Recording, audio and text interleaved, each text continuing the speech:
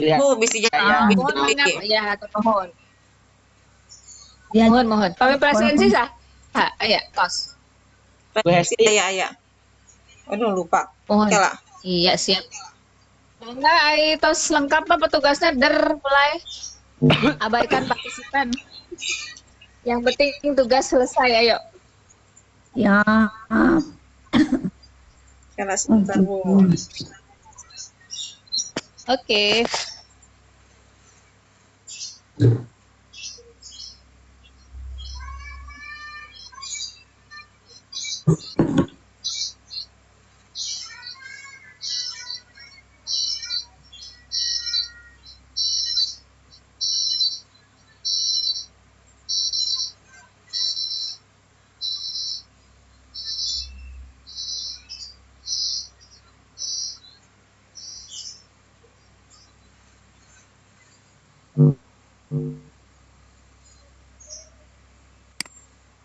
Ya, Bu Hesti. Ngawitan lah. Iya. Sebentar. Ngajung ke, Bu. Tapi Tena ngajung ke. Sebentar, Bu. Siap. Lagi ngerekam ntar. Ayo. Siap. Bentar ya, Bu. Sebentar, Pak Acem.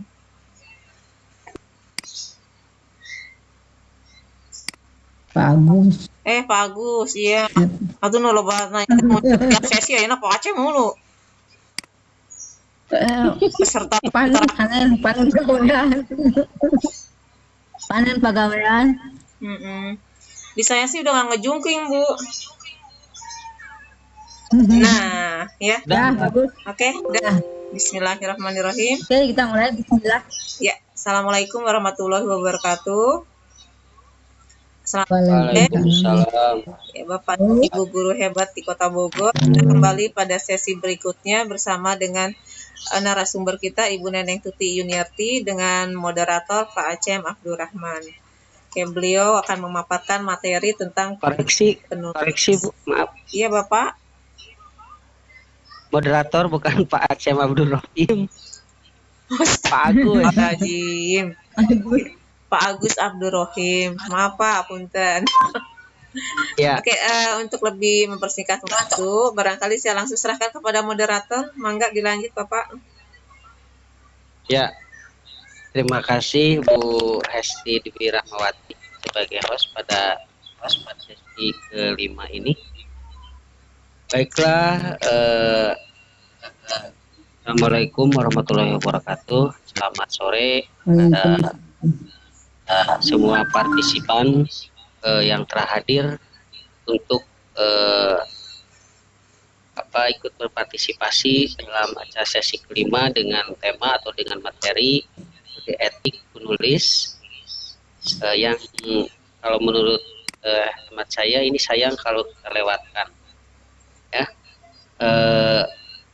Baik, tanpa berbasa-basi dan untuk mengefektivitaskan waktu, kita langsung saja simak paparan materi kode etik penulis yang akan disampaikan oleh Ibu Dr. Anda Neneng Tuti Yuniarti.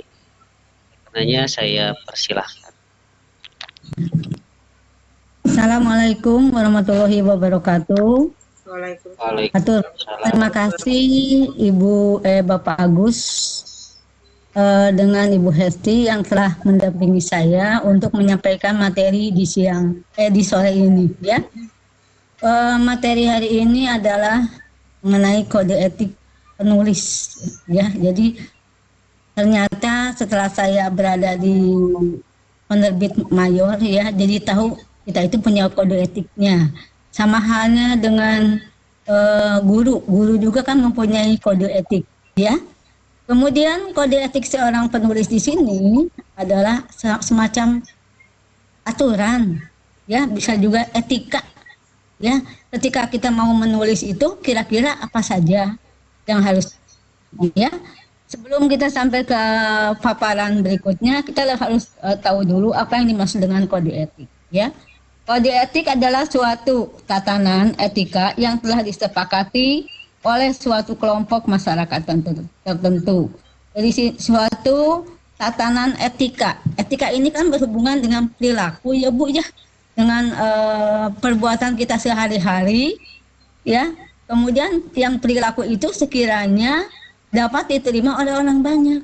Nah, kira-kira yang bagaimana? Ya perilaku yang positif tentunya. Ternyata di dalam menulis buku ya Bu ya, kita itu tidak sembarang pengen nulis tapi kita tidak tahu kita itu harus bagaimana. Ternyata di sini ada 3 yang harus diperhatikan dan dikategorikan ke dalam kode etik dalam penulisan atau dikenal juga kode etik penulis. Yang pertama adalah unsur informasi.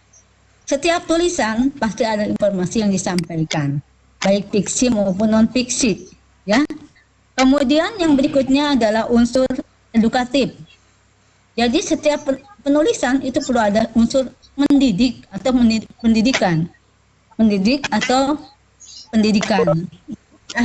Artinya di sini adalah mengubah seseorang ya dari orang itu tidak tahu menjadi tahu. Ini yang dimasukkan dengan edukatif, mendidik ya, dalam dididik.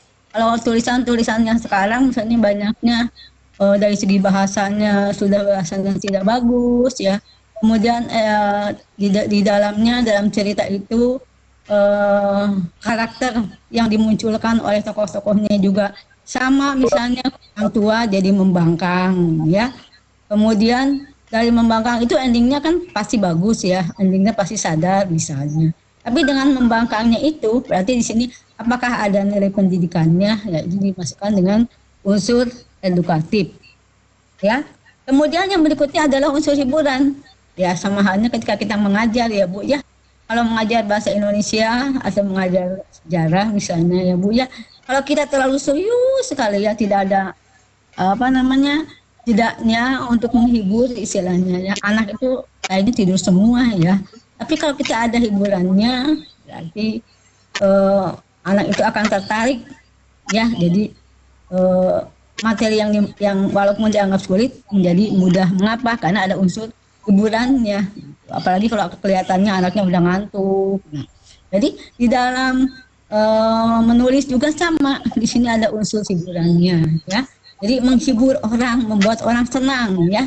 Ini yang dimaksud dengan kode etik penulis. Selanjutnya, ketiga unsur di sini dipadukan ya dalam karya sastra. Misalnya yang tadi kan ada unsur informasinya, yang keduanya ada pendidikannya, ada hiburannya. Misalnya kita masukkan dalam suatu cerita itu, ya, kemudian dipadukan. Dari perpaduan itulah akhirnya memberikan manfaat bagi orang banyak, itu diharapkan. Jadi kalau kita menulis ujungnya tidak ada manfaatnya, itu sama dengan bohong ya Bu ya, karena kan setiap penulis itu ada amanatnya yang disampaikan, ada pesan yang terakhir yang disampaikan oleh pengarang ya. Dengan demikian ya, ketiganya terpadu dalam suatu karya tulis ya, sehingga akan memberikan manfaat yang bagi pembaca ya. Dengan membaca fiksi seperti cerita pendek, novel, diharapkan pembaca memperoleh informasi sekaligus dapat mempelajari sesuatu. Misalnya nih ya, saya kan punya novel nih Bu ya, judulnya itu yang pertama yaitu berjudul Seutas Tali Mati ya, itu horor Bu.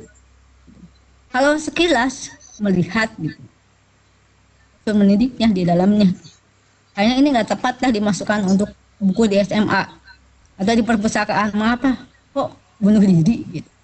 Tapi setelah kita kaji kembali, ternyata di situ ada beberapa tatanan yang disimpan ya, di antaranya bagaimana hubungan anak dengan ibu, anak dengan orang tua, kemudian anak dengan lingkungannya dan sebagainya. Itu tercipta dalam novel tersebut.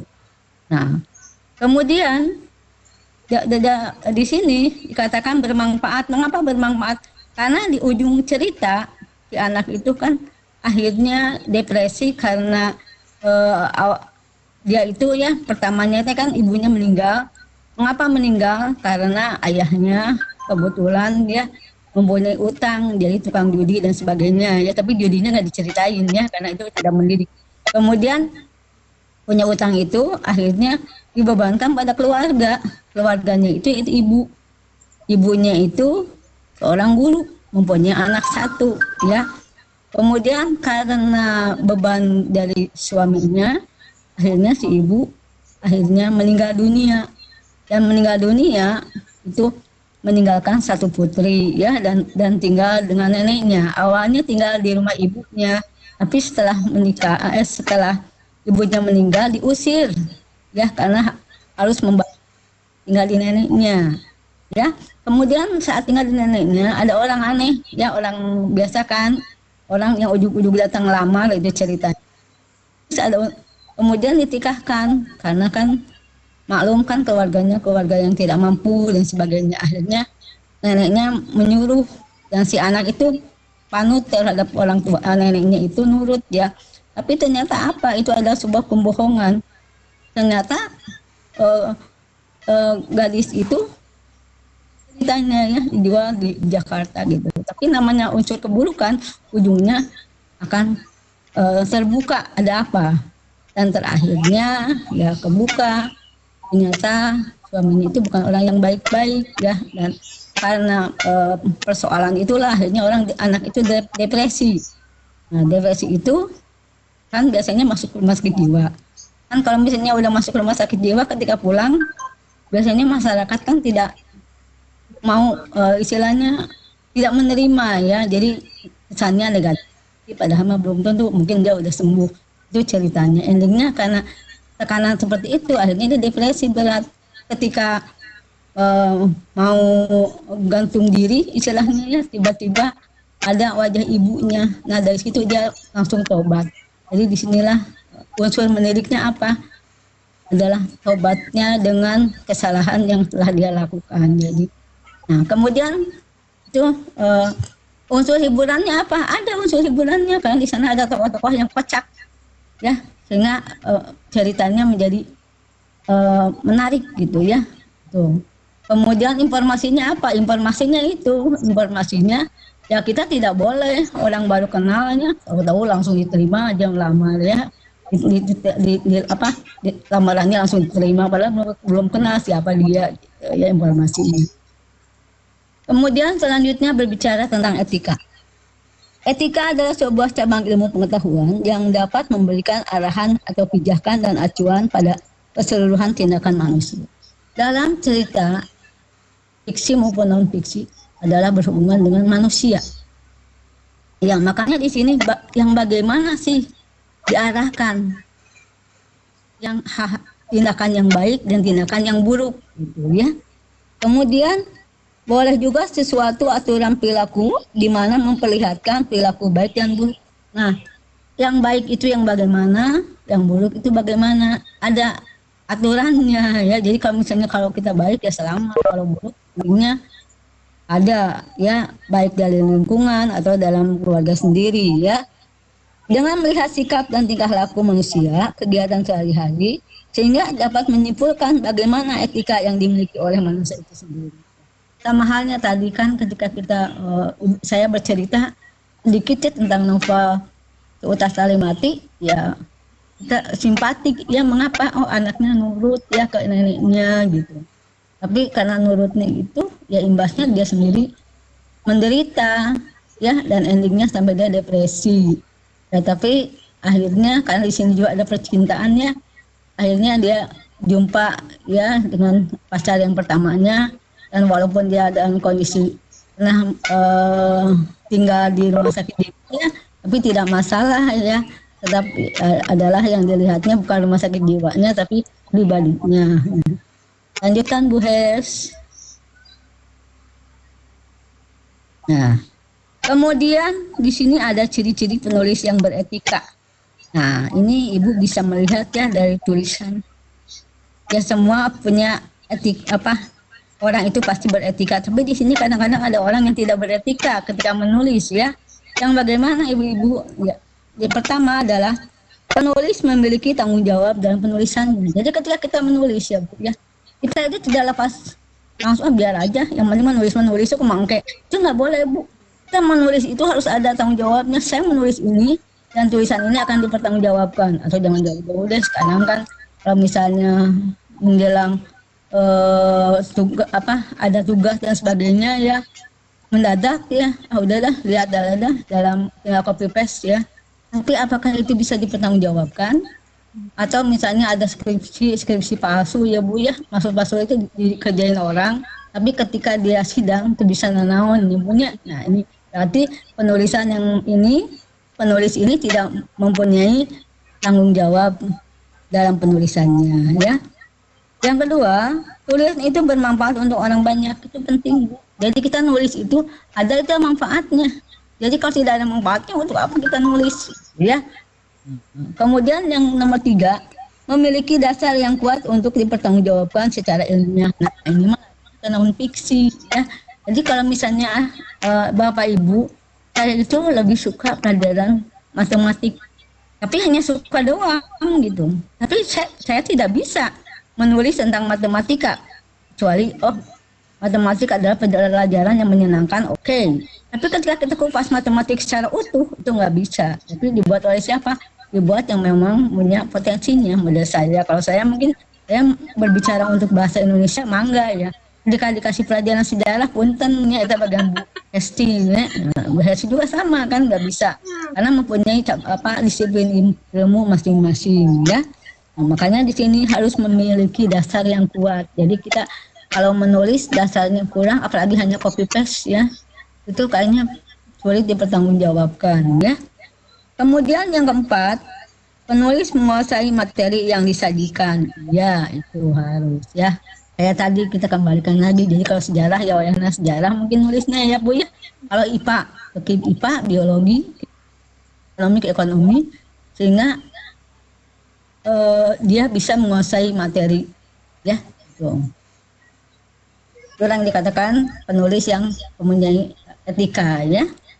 Jadi tidak asal nulis kemangke lah gitu ya. Yang penting kita nama kita keren gitu, kenal gitu. Tapi ketika ditanya kita sendiri tidak tahu apa yang kita tulis itu jangan sampai ya. Karena ketika kita di penerbit Indi mungkin tidak ada tuntutan ya Bu ya, nulisnya di Indi mah. Tapi ketika kita udah sampai ke mayor Bu tidak demikian Bu, karena dilanjutkan kita dengan bedah buku. Bedah buku itu dihadiri oleh orang-orang yang memang istilahnya yang akan menguji kita. Ya, apakah buku itu bisa dipertanggungjawabkan tidak? Ya itu bedanya ya Bu ya. Kemudian kalau di Indi kan biasanya kita nulis lagi, ikut ada event nulis, bayar gitu. Tapi ketika kita udah sampai di mayor Bu, kita nulis hanya 1 kali Bu. Nulis 1 kali, tapi alhamdulillah cetakan bisa berulang-ulang dan royalti akan turun langsung ke penulis ya. Itu bedanya Indi dengan mayor. Hanya proses ke mayornya itu ya Allah berat juga. Mudah-mudahan Bu Hesti dapatnya, karena saya tahu Bu Hesti senang menulis juga ya. Kemudian yang berikutnya, apa sih manfaat etika dalam menulis? Pertama, memberikan rasa tanggung jawab dan dapat dijadikan pedoman yang manfaatnya ya. Jadi saya akan mempertanggungjawabkan nih novel ini. Saya membuat tulisan Bu berjudul Asrama Haji. Asrama Haji itu ada yang bilang ya, ketika saya lihat bukunya sudah jadi, saya perlihatkan di buku saya. Ada yang nanya, emang di Asrama Haji ada juri? Gitu. Saya hanya tersenyum aja ya. Kemudian nanti kalau misalnya dengan ada tulisan Ibu berjudul ini, bagaimana efeknya untuk orang-orang? Jadi ditakut di Asrama Haji. Saya bilang, Bu, ini mah hanya sekedar imajinasi ya. Jadi bukan faktual. Jadi kalau imajinasi sah-sah aja gitu. Selama masuk di akal ya. Salah satu. Jadi kan nggak mungkin asrama hajinya muter kan nggak mungkin berarti, tapi ada apa di asrama haji itu ya, jadi munculkan ya. Jadi mana mungkin katanya di sana ada hantu ya, kan namanya di setiap bangunan juga ada gitu ya. Itu memang makhluk ciptaan Allah ya. Kalau kita terlalu percaya juga bahaya ya. Ya biasa aja ya. Yang berikutnya, menciptakan ketentraman. Jadi ketika kita nulis jangan jauh-jauh deh di Facebook ya, ketika Ibu posting, kemudian pas di posting itu beritanya mengejutkan ya. Misalnya golongan 4 HR. golongan 4 tidak menerima tunjangan THR. Wah, kan otomatis ya golongan 4 wah langsung wah gitu ya. Nggak tentram. Kemudian membuat resah juga ya, orang-orang dapat ya kita enggak, kan sedih gitu ya. Ternyata kan ada revisinya, tetap golongan 4 alhamdulillah dapat ya. Jadi itu salah satu. Atau misalnya ketidaknyamanan juga sama ya, misalnya menakut-nakuti ya, misalnya ketika kita melewati daerah itu jam sekian pasti ada yang mencegat, misalnya nulis di Facebook ya, kebetulan rumahnya daerah itu juga misalnya nggak jauh, nah ini juga sama kan membuat orang tidak tentram. Atau misalnya hati-hati ya, sekarang udah mulai ada perampokan, tapi perampoknya besar-besaran, masuk ke komplek, misalnya rumah saya Mekar Baru misalnya, kan ini juga sama, dia orang Mekar Baru kan resah di antaranya ya. Jadi bisa menciptakan ketentraman, taunya etika. Jadi kita kan harus menghibur Bu, membuat orang senang. Yang ketiga, mencegah campur tangan pihak luar. Ketika menulis itu tidak ada orang lain yang ikut campur ya.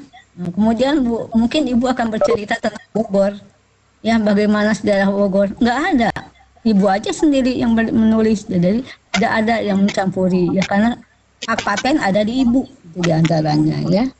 Kemudian dapat melindungi hal dan masalah, misalnya ada masalah apa ya, kemudian dapat melindungi hal dan masalah, misalnya ada masalah apa yang sedang heboh sekarang dibicarakan ya. Jadi kita jangan terlalu membuat bombastis ya, menakutkan ya, tapi justru berusaha membuat aman gitu ya. Jadi atau ada masalahnya, misalnya masalahnya tentang korban bencana, kan dengar-dengar ya korban yang sekarang ya, gitu kan, korbannya itu yang diberitakan di TV itu nggak sama dengan kenyataannya, itu juga sama kan. Kalau misalnya disamakan sama lensiun ini orang oge gitu, nyaman gitu. Makanya di sini dapat melindungi hal atau masalah, upayakan ya dalam menulis. Kemudian dapat digunakan untuk menyelesaikan masalah. Ini biasanya dalam bentuk makalah, skripsi ya Bu ya. Jadi karya ilmiah lainnya itu diantaranya. Kemudian nomor 6 nih Bu, kerusakan moral, terutama moral generasi muda atau remaja yang mudah kena pengaruh ya Bu ya, baik pengaruh dari segi bahasa, budaya yang menyimpang. Ini semua Bu bisa diperoleh dari membaca, misalnya membaca karya siapa, wah tulisannya bahasanya banyak bahasa gaul juga, kemudian bahasanya hanya kurang enak didengar, tapi karena itu dialog tokoh ya, ternyata digandrungi oleh pembaca. Nah itu juga berarti di sini bisa diambil oleh oleh pembaca ya, dari dialog-dialog yang ditimbulkan oleh penulis. Kemudian dari segi budaya. Nah budayanya, karena padahal kan kalau kita udah budaya timur ya, tapi sekarang di sana berbicarakan budaya barat, jadi segala alatnya ala barat ya. Nah, itu juga sama bisa dimunculkan dalam cerita ya, sehingga orang generasi muda itu cenderung ya lebih enak menggunakan bahasa mereka. Kemudian yang lebih fatal adalah mencegah perusakan moral. Di sini adalah tulisan-tulisan yang sifatnya itu bukan untuk usianya. Jadi kalau kita mau menulis itu diupayakan bisa dibaca seumur ya. Tapi di sini hanya dibaca untuk orang dewasa saja. Namun ya karena buku itu umum, jadi bisa dibaca juga oleh anak SMA. Ternyata di dalamnya ada hal-hal yang tidak, atau misalnya suami istri dan sebagainya. Nah itu juga harus dipikirkan oleh seorang penulis ya. Dengan tahu etika di sini, maka dia juga akan mikir 2 kali ya, daripada nanti berkata lebih baik ya misalnya untuk apa namanya, untuk penyedapnya istilahnya ada dikit ya, tapi jangan terlalu vulgar gitu juga kurang bagus ya, karena yang kita upayakan adalah menulis untuk memperbaiki moral ya, jadi orang yang tadinya tidak baik dengan membaca tulisan itu menjadi baik. Atau ada juga yang menyatakan ibu tiri itu adalah ibu yang kejam. Jadi selama ini yang ditulis semua buku, film itu pasti begitu. Ada kenyataan masih juga ibu tiri ada yang bagus, salah satu ya. Jadi kita jangan di sini ya. Jadi mencegah perusakan moral itu dari segi isi cerita ya.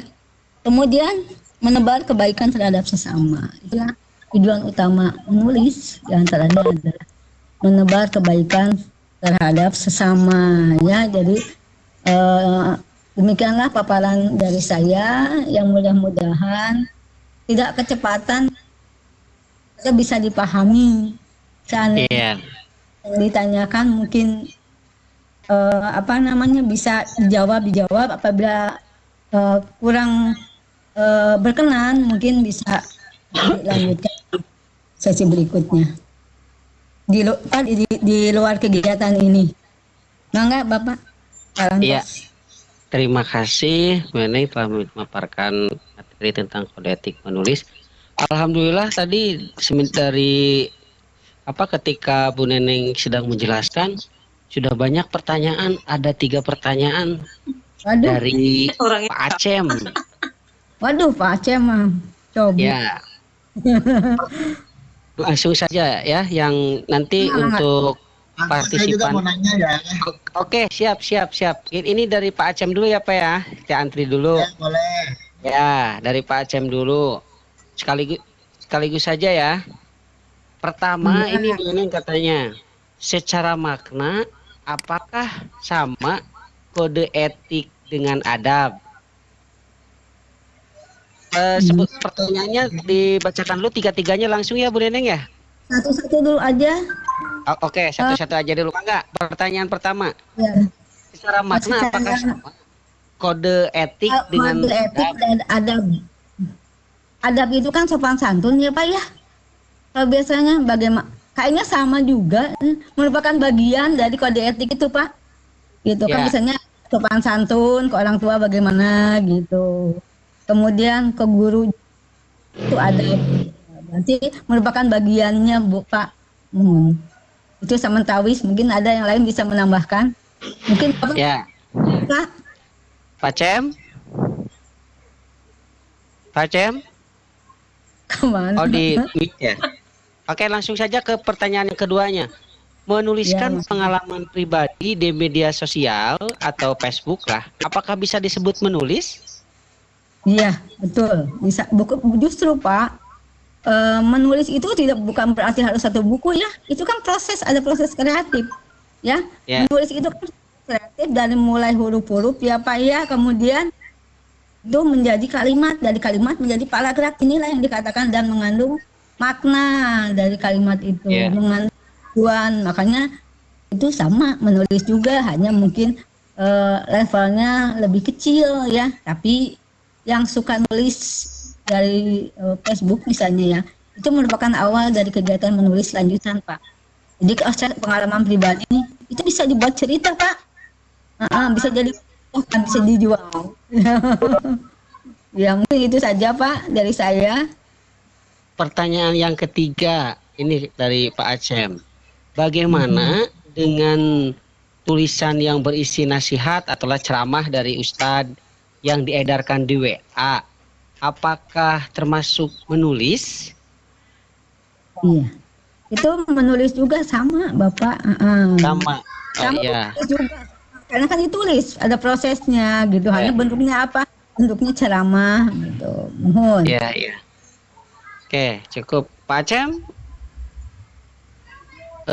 Bu Hesti Agus, saya mau nanya ya. Iya, siap Pak.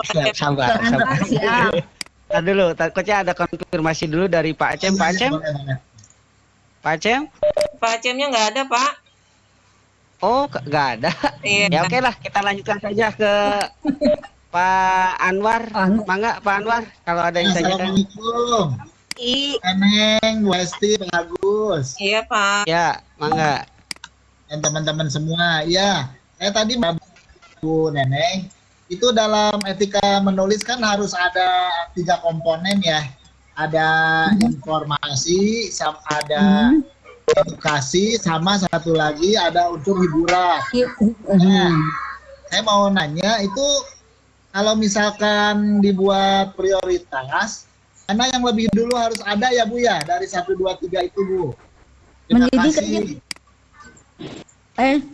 Kalau kayaknya mendidik ya. Oh, mendidik ya Bu ya. Mendidik ya, karena kan dari mendidik itu ada informasi yang disampaikan. Ya, kemudian dari informasi yang disampaikan, bagaimana penyampaiannya? Ya melalui hiburan gitu, Pak Agus. Mungkin itu. Ya, saya. hatur nuhun Ibu. Assalamualaikum. Waalaikumsalam. Waalaikumsalam. Terus Pak Anwar. Kami. Assalamualaikum. Waalaikumsalam. Waalaikumsalam. Bu Tatu. Ibu. Iya, betul. Bu Tatu nyandak mulu tuh. Tadi. Mangga, Bu Tatu. Pak Anwar. Besok Bu Mega dulu sama siapa gitu loh. Mangga Bu Tatu, lajang pada naraskeun. Natur nuhun Pak Agus, Bu Neneng. Ya. Ini saya tanyakan nih. Terkadang saya itu kalau mau menulis itu agak-agak gimana gitu ya. Dan takutnya itu bahasanya itu tidak sesuai gitu kan dengan kaidah kebahasaan. Di sana kan harus ada etika di dalam menulis ya. Di dalam menulis itu, novel itu boleh tidak kita menggabungkan dengan bahasa daerah yang lainnya? Misalnya kan bahasa daerahnya seperti dari Jakarta, gue elu gitulah, mensudah mah aing urang gitu kan. Itu boleh tidak Bu Neneng? Terima kasih. Ya. Ya, terima kasih Bu Tatu. Ini pertanyaan yang sangat bagus ya. Untuk menulis novel itu kita bisa menggunakan bahasa Inggris, bahasa daerah ya. Tapi catatan ya, itu harus penulisannya dimiringkan. Ya. Jadinya gue kan bahasa Jakarta ya. Kemudian tolong dimiringkan. Kemudian namun bahasa Sunda, kumaha aing misalnya, kumaha aingnya tolong dimiringkan gitu. Itu untuk penulisan yang menggunakan bahasa selain bahasa Indonesia. Untuk penulisan menulis memang benar ya, kendalanya kita adalah sesuai tidak dengan kaidah bahasa ya. Tapi untuk sementara Bu lebih baik nulis dulu aja sekarang mah, kalau Ibu terus-terusan fokus ke situ. Mah angges-angges. Sekarang menulis dulu, udah menulis kan nanti Ibu bisa diedit ya. Kemudian lihat apakah sesuai tidak dengan tulisannya gitu. Mungkin itu Bu Tatu, jangan takut Bu Tatu nulis-menulis ya.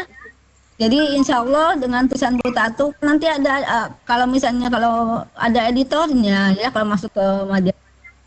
Kalau untuk pribadi misalnya Bu Tatu mau masukin ke apa namanya, misalkan Bu Tatu mau suka nulis juga ternyata ya. Nah itu nulis, tapi nanti sebelum dikirim tolong deh lihat aturan bahasa. Mungkin itu saja. Enggak tuh nuhun Bu Tatu. Ini bagus sekali. Yang lain. Ini ada pertanyaan lagi nih Bu Neneng, ini dari siapa nih? Operator. Oh iya, mangga punten mangga menanggapi punten. Mangga Bu Tatu, mangga. Saya mau menanggapinya begini, hadiahnya itu novel. Asik. Horor buat Tatu. Siap. Tenang untuk Bu Tatu. Siap dikirim katanya. Bu Tatu tuh udah dapat tuh. Ya mangga, diantos we. Mangganya. Oke, kita lanjutkan. Ini ada pertanyaan lagi di chat, ini dari operator USB siapa ya? Halo? Ini di chat. Tak namanya itu, pertanyaannya begini Bu Neneng. Punten, apakah ada tips supaya tidak malas menulis dan bagaimana caranya supaya kita semangat dalam menulis? Hatur nuhun katanya. Mangga Bu Neneng. Mangga. Ada tips untuk menulis ya. Jadi salah satunya adalah niat ya Pak ya. tanpa niat tidak akan terlaksana. Yang kedua, menulis itu sebenarnya mudah ya. Kita bisa menulis dimanapun berada ya. Bahkan kita sebagai penulis itu harus peka terhadap situasi. Hari ini kan corona, Hesena nulis corona gitu ya. Kemudian hari ini ada persoalan misalnya di rumah ya.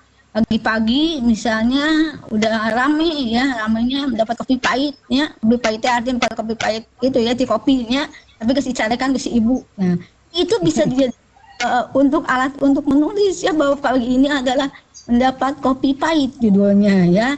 Atau anak sekolahan misalnya dia udah bangun terlambat misalnya ke sekolah ya, kemudian pas masuk udah gerbang ditutup, kemudian berjumpa dengan guru guru piket ketika masuk ke kelas, ternyata guru killer, nama judulnya gua sial. Itu bahasa remaja ya Pak ya, tapi kalau kita mah nggak usah, tapi diharapkan judul itu menjual ya Pak ya. Jadi jangan asal judul gitu. Kemudian tadi bagaimana tipsnya tadi, ketika kita ada keinginan di kepala itu, saya akan menulis tentang pengalaman saya selama menjadi guru. Langsung tulis, ulah itu enggak gitu ya. Seandainya ada kendala mentok ide, nah kalau takut mentok ide, sebelumnya kita planning dulu, direncanakan apa yang akan saya tulis.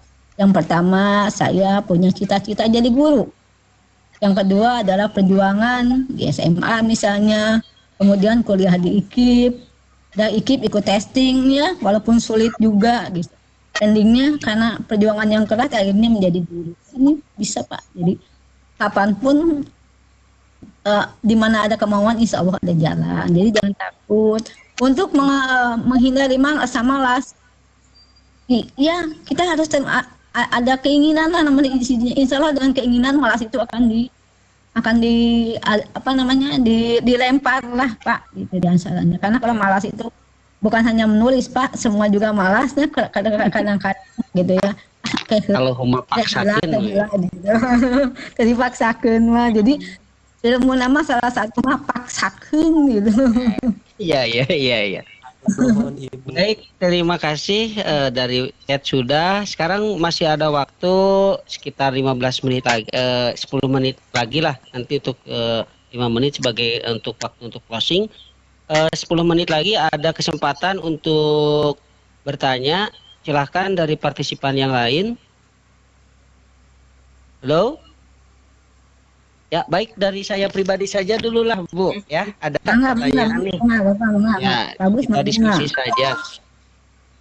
Gini Bu, saya karena itu faktor dari malas saya jarang. Saya lupa lagi, ada kan ini kode etik penulis khususnya dalam penyaduran ya Bu ya. Kalau misalkan kalau membuat daftar pustaka itu kan dari buku. Kalau menyadur atau mengutip dari internet, tulisan dari internet itu aturannya seperti apa gitu kan? Kalau di buku kan nama pengarang, nama penulis, terus tahun terbitnya dan seterusnya seperti itu. Kalau dari internet itu seperti apa? Urutan etika penulisan daftar pustakanya saya lupa lagi. Bagus. Ya. Saya kebetulan enggak lupa ya masalah itu karena jarang dilakukan ya, karena saya fokusnya biasanya nulisnya di sini Pak ya. Hanya setahu saya kalau misalnya kita ngambil dari buku kan itu diambil halamannya Pak ya. Iya benar, halamannya halamannya ya. Kemudian kalau misalnya kalau dari internet kayaknya ya aja mungkin Pak disimpan di ujungnya kalau tidak salah. Saya belum mencoba ke arah sana ya. Iya. Ibu Nana, ya. Mungkin ya, ya, Pak. kan kalau seperti di skripsi atau di tesis kemudian di disertasi itu kan kisarannya itu tidak boleh lebih dari 20 sampai 30% ya. Mungkin itu juga apa yang disadur mungkin seperti itu kali Pak, kira-kira Oh iya, iya. Tidak semua paling bisa banyak dulu, jadi ada kata 20 atau 30. Tetap kan menyadur itu tadi kata Bapak maksimal 20% dari media dari digital mungkin ya Pak ya, selebihnya harus dari buku ya Pak ya. Iya. Iya betul, kan harus dicatat juga itu. Iya, iya. Dari buku apa, dari linknya sama siapa gitu Iya, ya. iya. Iya, betul Pak Gus. Ya, itu masukkan aja. Iya, iya. Kemudian Pak tambahan ya, tadi kan Ya. untuk tip ya Bapak berarti mengambil dari internet ya, kemudian mengambil dari buku dan sebagainya. Diupayakan ya Bapak juga harus lebih banyak berargumennya Pak gitu.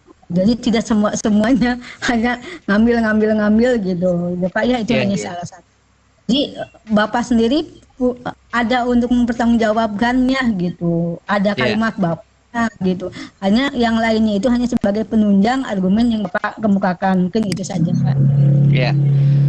Ya Terima kasih Pak Agus. Sami-sami Bu Hesti, mangga. Iya, mungkin sekedar menambahkan saja dari tadi yang pertanyaan Bapak ya, urutan apa? Ya. Daftar pustaka itu ya. Kalau Ya, sekarang ya, ya Bapak, betul. itu ada aplikasi Mendeley ya untuk membuat apa? Merapikan referen bibliografi daftar pustaka. Itu udah ada Ya. stylenya. Jadi kalau misalnya Bapak mau nulis terus bingung kan tadi urutannya apa dulu ya. Nah, itu kalau di Ya, ya. aplikasi Mendeley itu Bapak tinggal masukkan semua sumber. Nanti tinggal diklik aja terus pilih style apa, kan biasanya kalau untuk internasional misalnya Bapak nulis untuk jurnal, kebetulan jurnalnya nasional, oh pakai style IEE.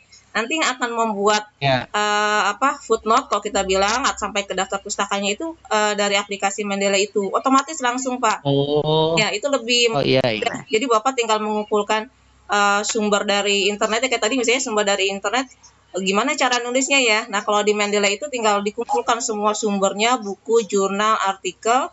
Nanti ketika dimasukkan di tulisan Bapak, dipilih Bapak mau pakai style apa untuk footnote-nya itu, untuk referensinya.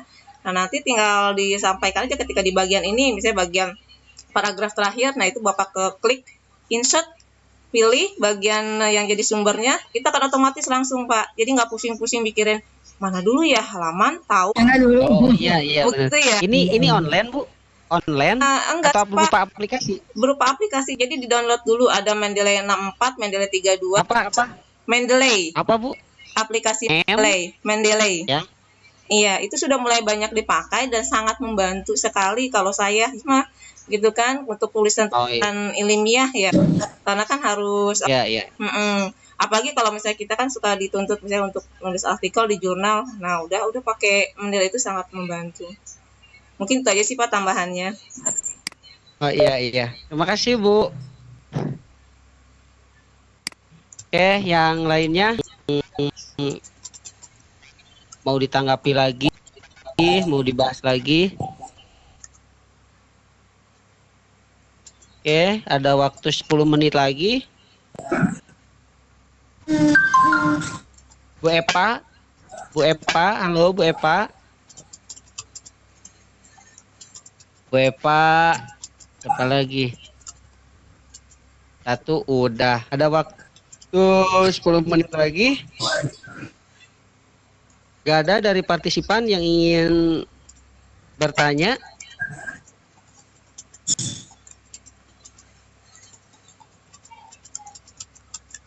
Kalau tidak ada, bagaimana Bu Hesti, kita closing statement saja atau dari Bu Neneng mau closing statement atau mau Ya, mengumpulkan? baiklah, paparan sudah selesai. Saya juga mengucapkan terima kasih atas yang berupa pertanyaan yang telah disampaikan. Ya, alhamdulillah telah ya Pak ya. Kalau misalnya ada hal yang kekurangannya, itulah manusiawi ya Pak ya. Tapi insya Allah mungkin suatu saat kita jumpa bisa dibahas kembali ya Pak ya. Mungkin itu saja. Jadi paparan kode etik penulis ya. Terima kasih Bu, terima kasih Bu Hesti, terima kasih Dena, terima kasih Bu Nur Mahyun. Terima kasih semua teman-teman yang mengikuti kegiatan. Sama-sama Bu Neneng. Oke ya. Yang kedua Baik. insya Allah rekamannya oke. Iya. Baik, Bapak Ibu partisipan semuanya, Bu Hesti, Bu Neneng, kita langsung saja kita akhiri sesi kelima ini. Dari pemaparan tadi tentang kode etik menulis itu, intinya harus dalam menulis itu harus mengandung 3 unsur. Pertama harus ada unsurnya informasi, harus edukatif, dan ada unsur hiburannya. Nah, seorang penulis itu, ciri penulis yang beretika itu adalah 1, tanggung jawab, tulisannya bisa bermanfaat, ya, memiliki dasar yang kuat dan dapat dipertanggungjawabkan, dan menguasai materi yang dia tulis atau yang dia sajikan. Manfaat etika dalam menulis itu adalah memberikan rasa tanggung jawab, rasa tentram, dan mencegah campur tangan dari pihak luar, dan kemudian melindungi hal-hal atau masalah yang tidak diinginkan. Kemudian dari pertanyaan-pertanyaan partisipan, yang pertama tadi kode etik sama dengan adab. Apakah tulisan di medsos atau di Facebook itu termasuk menulis? Ya, termasuk menulis juga. Apakah ceramah Ustadz juga bisa disebut menulis? Ya, bisa disebut menulis juga. Kemudian dari 3 unsur itu, dari pertanyaan Pak Anwar, mana yang lebih dipentingkan dari kode etik menulis itu? Yang lebih dipentingkan yaitu ya tentunya adalah unsur edukatif, yang harus didahulukan dari ketiga unsur itu. Kemudian dari Bu Tatu, apakah dalam menulis bisa menggunakan bahasa daerah? Oh boleh, tapi nanti ketika penulisannya harus dicetak miring, harus tulisannya cetak miring. Kemudian tadi pertanyaannya ada lagi, bagaimana kalau kita tips supaya tidak malas menulis. Kemudian bagaimana caranya? Yaitu yang pertama adalah, yang utama dan paling utama adalah niat. Ya, harus dipaksakan. Kemudian tadi pertanyaan dari saya pribadi, apakah dalam penyaduran dalam media digital, tadi bisa solusinya dari Bu Hesti, bisa menggunakan aplikasi Mendeley, ya. Tuh. Nah, itulah kesimpulan diskusi atau pemaparan kode etik menulis pada sesi kelima pada sore hari ini. Mohon maaf atas segala kekurangan, saya pribadi sebagai moderator. Terima kasih pada partisipan semua yang hadir di sini, pada Ibu Neneng. Presensi udah turunkan Pak? Presensi udah? Sudah ada di chat, Bu. Nanti jangan. Nanti ketika sudah selesai, sudah di closing, nanti kita jangan dulu keluar, kita isi dulu presensi. Ya itu, terima kasih Bu Hesti. Mangga selanjutnya acara ini saya serahkan lagi ke Bu Hesti sebagai host. Mangga Bu Hesti. Ya, terima kasih Pak Agus, Bu Neneng. Pemaparan yang menarik sekali ya dalam dunia tulis menulis, karena kita sebagai guru pun dituntut untuk bisa menulis. Jadi hanya mengembangkan kompetensi diri. Mungkin sekian saja sesi sore kita kali ini. Terima kasih untuk semua partisipan, semua instruktur, Bapak dan Ibu narasumber, juga Pak moderator. Wassalamualaikum warahmatullahi wabarakatuh. Waalaikumsalam warahmatullahi. Presensi teh tadi mana?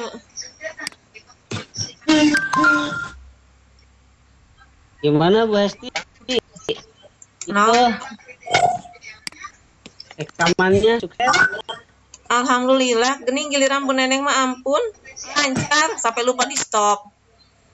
Sebentar saya stop dulu ya Pak. 5. Enggak putus. Alhamdulillah ya. Enggak putus Bu. Mau Bu Neneng